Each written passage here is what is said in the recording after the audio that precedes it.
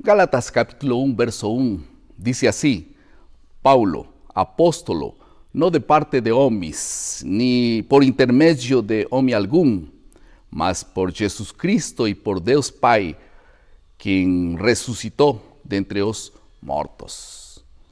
E aqui, meus irmãos, eu tenho um dicionário, podemos dizer um comentário bíblico de 3 livros do Novo Testamento. Um deles é justamente Gálatas. E eu estava revisando esses comentários, são quase 647 páginas. E todas elas comentam os textos um após do outro. E minha pergunta foi, de onde que este autor pegou tantos comentários, tantas informações para nos comunicar? Sem dúvida foram as pesquisas que ele fez, foram talvez que pegou alguns outros comentários de outros autores.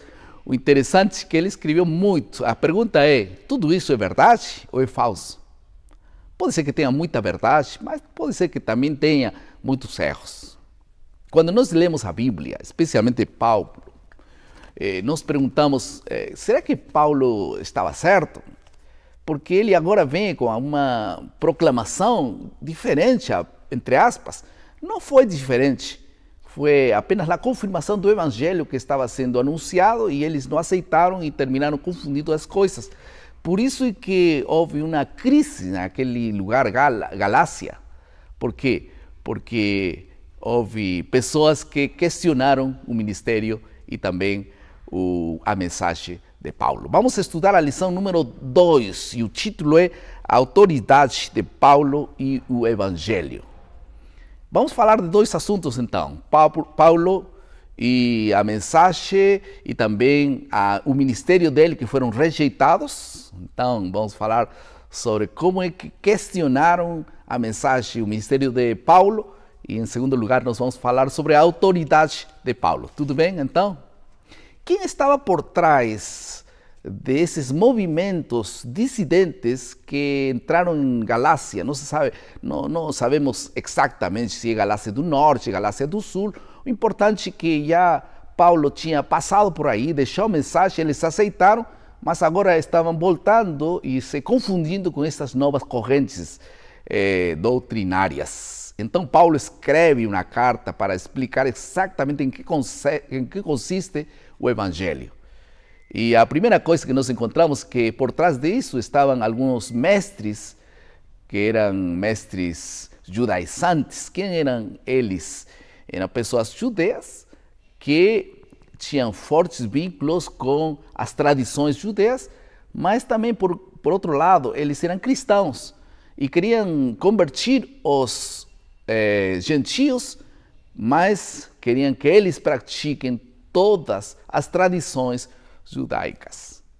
E Paulo repreende eles e não está contra os judeus, está contra algumas posturas relacionadas com alguns que queriam impor algumas tradições que sem dúvida não tinham mais sentido, e disso vamos estudar ainda nas lições futuras. Mas esse era o contexto das palavras de Paulo em Gálatas capítulo 1, verso 1 até o verso 10. Quais eram as acusações que eles tinham contra Paulo? Em primeiro lugar, que Paulo não era um discípulo, não estava entre os 12. Em segundo lugar, que Paulo não era um apóstolo, que Paulo não tinha a mensagem certa.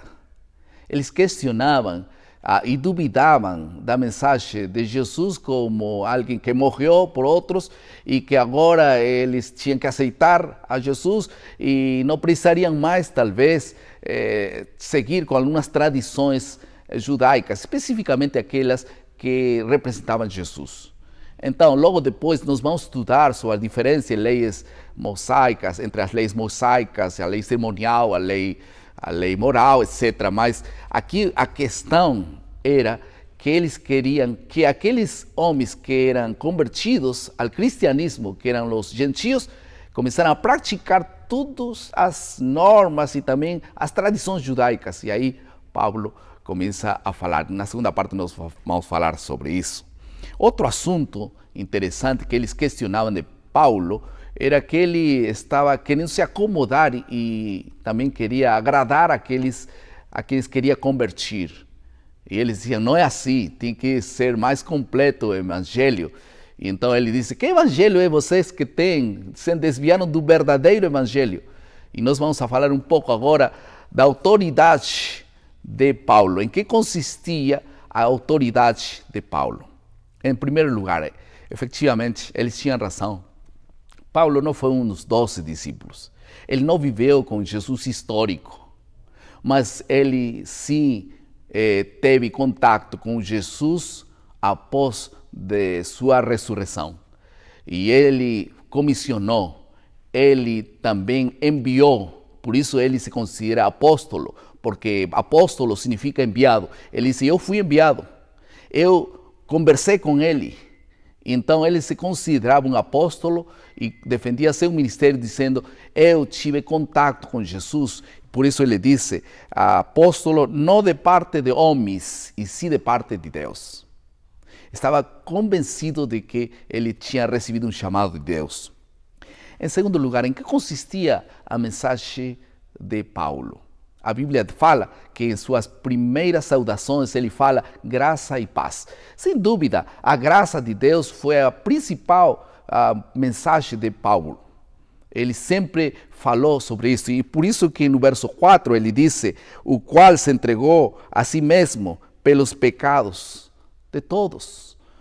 Quer dizer que Paulo estava já introduzindo sua mensagem dizendo que é Jesus quem nos dá a faculdade de ser salvos. E não é vossa obediência.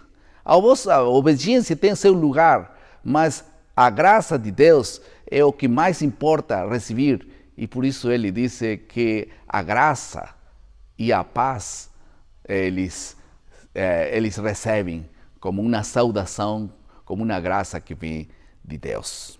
Agora, um outro assunto importante na mensagem de Paulo é que Paulo não tinha uma mensagem exclusiva, excluente. Ele tinha uma mensagem inclusiva. Não eram só os judeus que poderiam ser salvos, eram os gentios também. Ele não pregou só a uns e deixou a outros, ele pregou a todos. Por isso ele tinha uma mensagem de Jesus para que todo aquele que nele crê, não é alguns apenas, todos podem ser salvos pela sangue de Jesus. Nós vamos ver isso também nos capítulos, nas lições posteriores. Algumas duas aplicações que eu encontro muito claras na lição dessa semana. Em primeiro lugar, tanto a vocação como o evangelho são dados por Deus. Se você é chamado para uma responsabilidade, para trabalhar por Deus, ou simplesmente você foi convertido e foi escolhido por Deus para ser enviado, porque Deus escolhe a todos aqueles que Ele salva e envia a todos eles, esse chamado não é de homens, é de Deus. Pense nisso. E por outro lado, o evangelho não é um assunto que talvez é exclusivo para alguns, é para todos. As boas novas não é para guardá-las, é para poder pregá-las. Por isso que talvez, passando a outra aplicação, é que como nós podemos nos distrair, nos desconcentrar e sair. Ele disse, passando para outro evangelho. Como que vocês passaram para outro evangelho? Estava tão claro. Quando nós temos um evangelho e não o praticamos, e esse evangelho não faz parte da minha vida, esse evangelho pode modificar quantas vezes puder. E nós entenderemos o evangelho e passaremos. Por quê? Porque não está fundamentado no coração.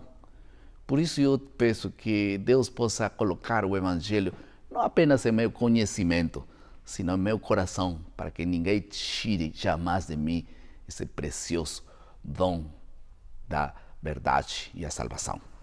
Apenas uma última coisa para mencionar na parte da criatividade.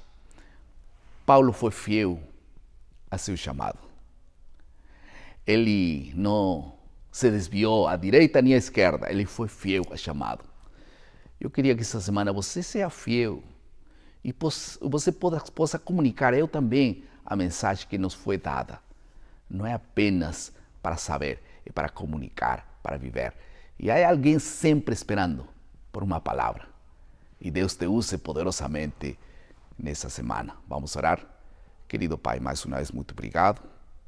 Abençoe, Senhor, este evangelho que possa ser guardado no coração e nunca possa sair.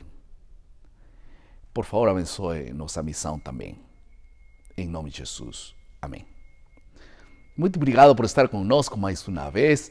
Lembre nosso lema, maná, cada dia, cada manhã é alimento para a vida. Que Deus te abençoe.